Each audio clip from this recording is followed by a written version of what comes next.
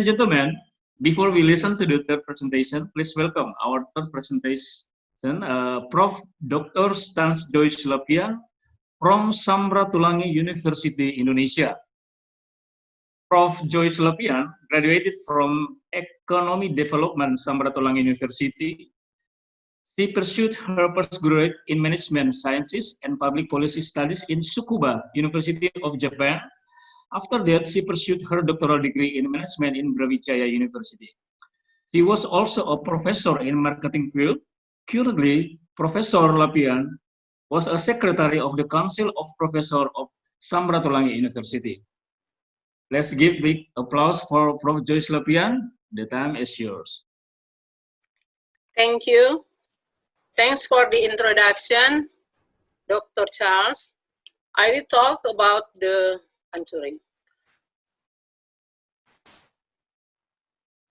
Let me share first mine. Okay.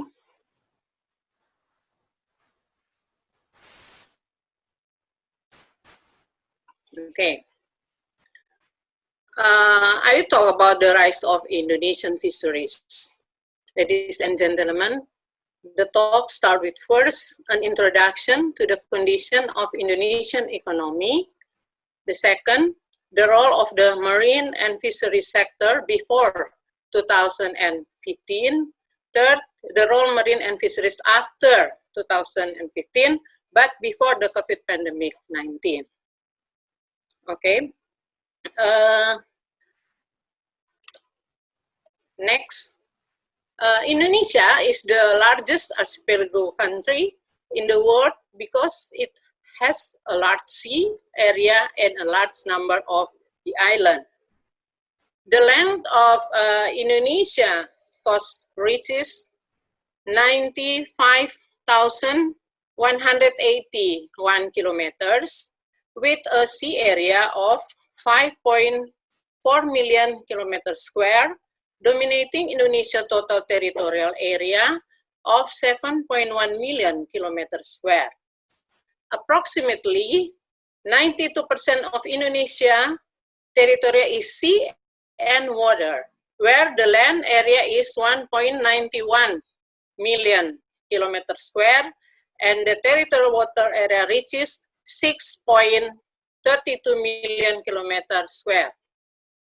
This potential places Indonesia as a country endowed with large marine resources, including the greatest wealth of marine biodiversity and non-biodiversity. For catch fishery, Indonesia's potential is very abundant, so that it can be expected to be a leading sector of the national economy. For this reason, this potential must be utilized optimally and sustainably. This is a joint responsibility of the government, the community, also the entrepreneur. Okay, and next. Production potential capture fisheries in public water are 0.9 million tons a year. And marine cultivation consists of fish cultivation, among others, snapper, grouper, and cultivation of molluscs, turbinas, spears, and sea and cucumbers. And aquaculture seaweed, brackish water cultivation, ponds, whose development potential reaches around 930,000 hectares. Freshwater cultivation consists of common water, lakes, reservoirs, rivers, marshes, and freshwater ponds, and rice paddy in paddy fields, as well as marine biotechnology for the development of marine biotechnology industry, such as raw material industry for food, natural feed material industry, fish, shrimp, seed, and food industry. So the potential of Indonesian seafood and fishery reaches 3,000 trillion per year, but that has been utilized only around 220 trillion, or about 7.5%. Look at this. This is the the marine and fisheries GDP at constant 2010 prices.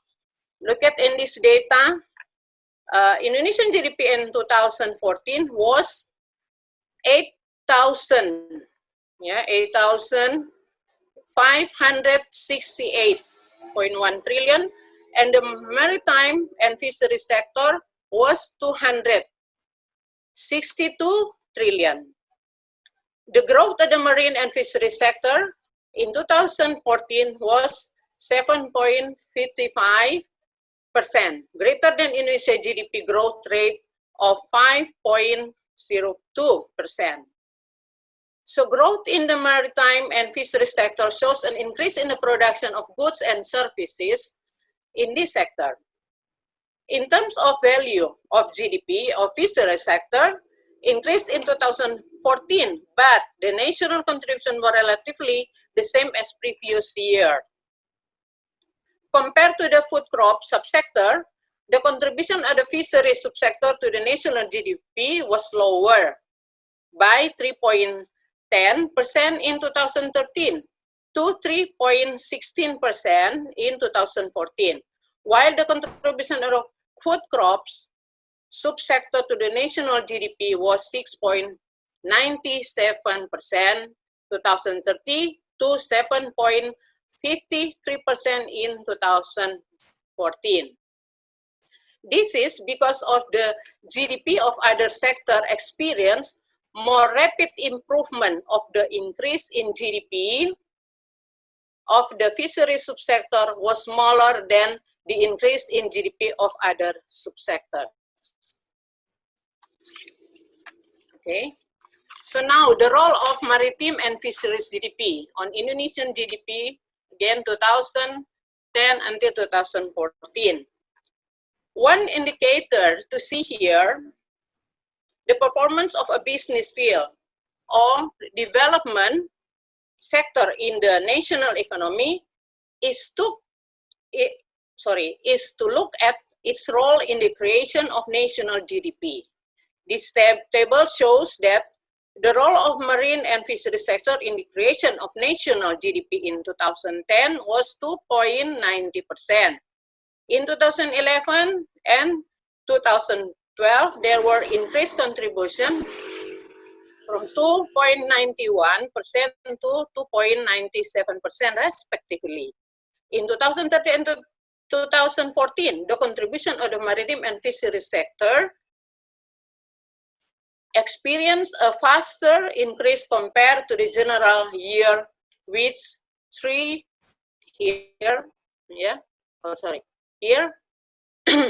was 3.08% and 3.25%. Okay. Now, national fisheries reform. Yeah, this is the second one. 2015 was the beginning of the national fisheries reform.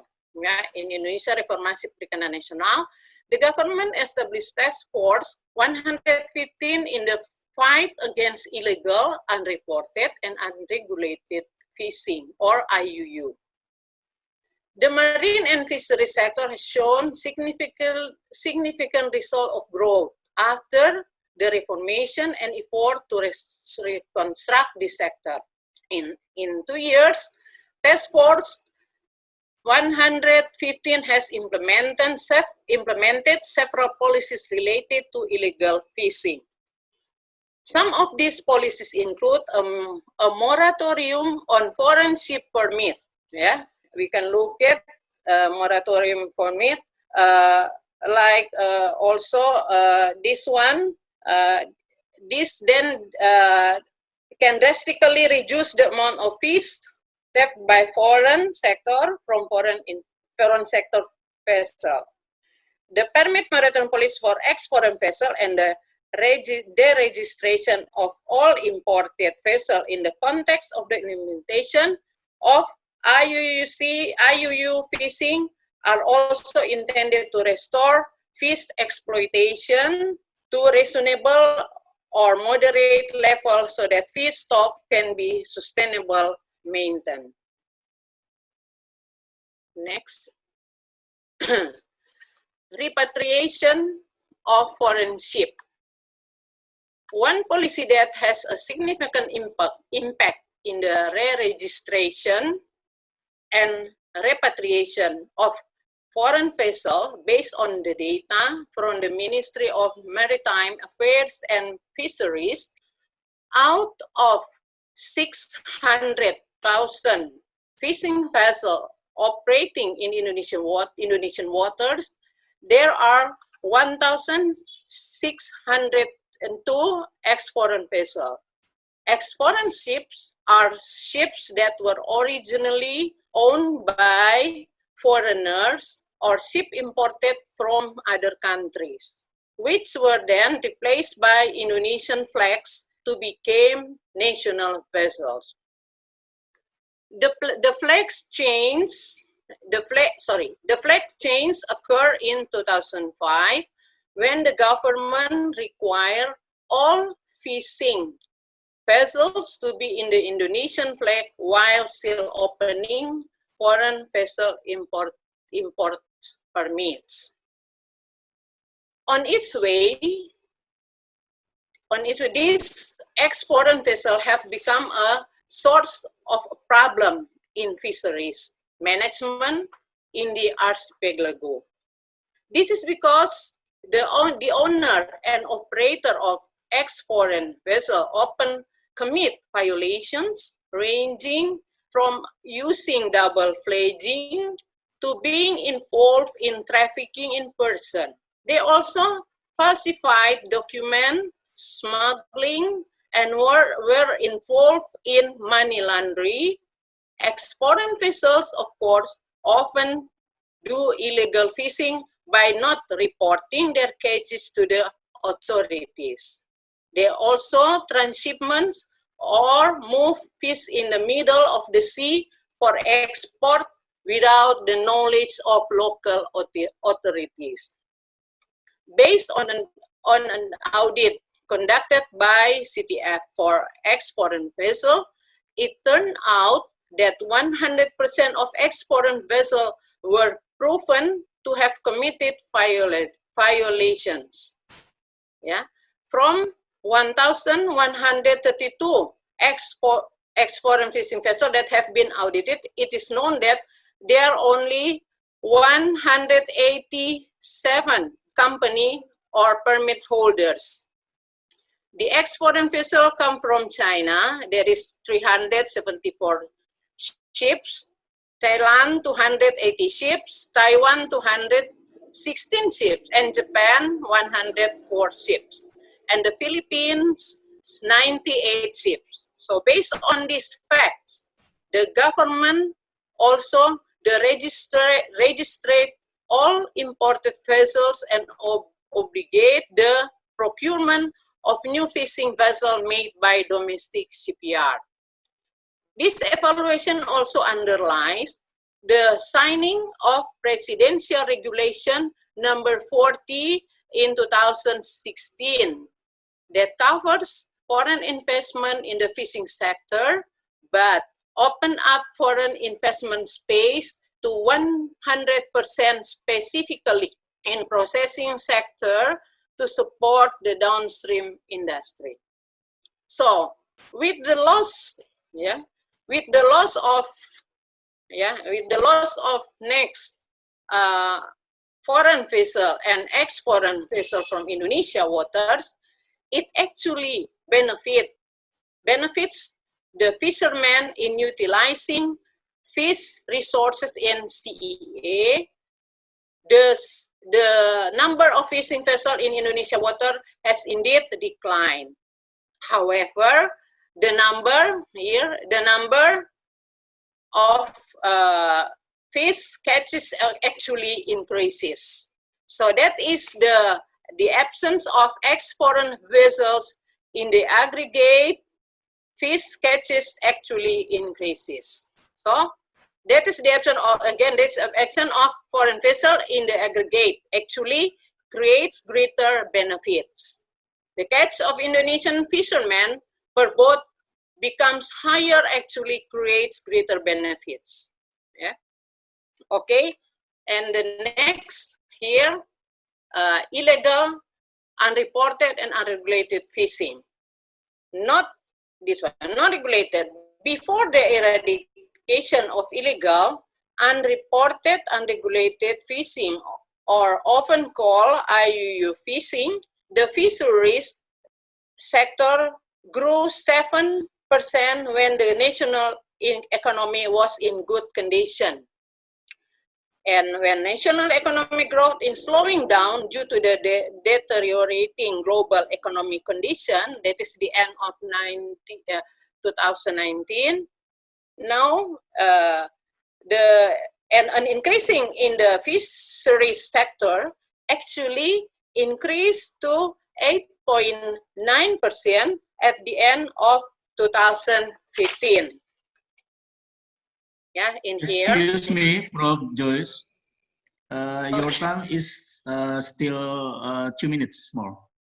Okay, we'll make it quickly. Okay, then and the third, increasing the export performance of fisheries products. Export of fisheries product until November 2015 contribute 0.23%. Yeah, and next. That is a total non-oil and gas product export in 2015. Okay, I think, okay.